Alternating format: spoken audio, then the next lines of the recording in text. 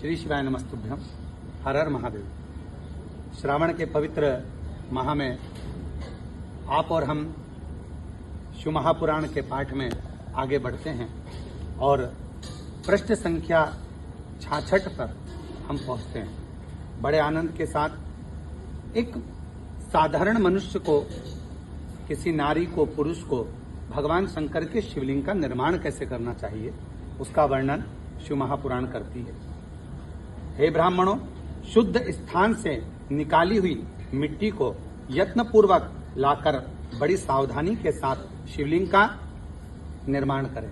आप जिस भाव से शिवलिंग के बनाने के लिए, पार्थिव शिवलिंग बनाने के लिए मिट्टी को लेकर आ रहे हो, शुद्ध भाव से शिव का नाम लेकर, ओम नमः शिवाय कहकर, श्री शिवाय नमस्तुभ्यम कहकर वहां से मिट्टी लेकर आए और बड़े भाव के साथ निर्माण करें। ब्राह्मण के लिए श्वेत, क्षत्रिय के लिए लाल, वैश्य के लिए पीली और शूद्र के लिए काली मिट्टी से शिवलिंग बनाने का विधान है। अथवा जहां जो मिट्टी मिल जाए उसी से शिवलिंग बनाए।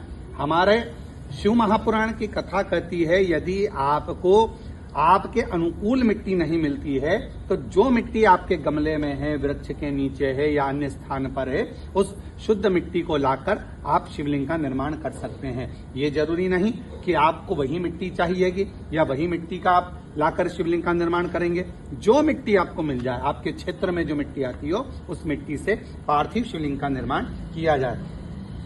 शिवलिंग बनाने के लिए प्रयत्न पूर्वक मिट्टी का संग्रह करके उसे शुभ मृतिकाओं को अत्यंत शुद्ध स्थान में रखें। जो मिट्टी लेकर आए हैं उसको शुद्ध स्थान पर रखें और फिर उसकी शुद्धि करके, अर्थात उसको गंगा जल छींटकर, जो पवित्र नदी का जल हो आपके पास में वो छींटकर, नहीं हो तो अपने पास जो जल रखा हो वही छींटकर जल से मानकर पिंडी बना लें और वेदोक्त मार्ग से धीरे धीरे सुंदर पार्थिव शिवलिंग की रचना करें। अर्थात जैसा हमारे यहाँ हमारे शास्त्रों में पार्थिव शिवलिंग का निर्माण का वर्णन किया गया है, वैसे ही पहले जलाधारी बनाकर फिर उसके ऊपर शिवलिंग का निर्माण बड़े भाव से करें और बड़ा सुंदर शिवलिंग का निर्माण करें। तत्पश्चात भोग और मोक्ष रूपी फल की प्राप्ति के लिए भक्ति पूर्वक उस पूजन को करें। अर्थात पार्थिव लिंग का पूजन, हमारे यहाँ पर ऐसी कोई कामना नहीं जिसको हम पार्थिव लिंग पूजन से प्राप्त नहीं कर सकते।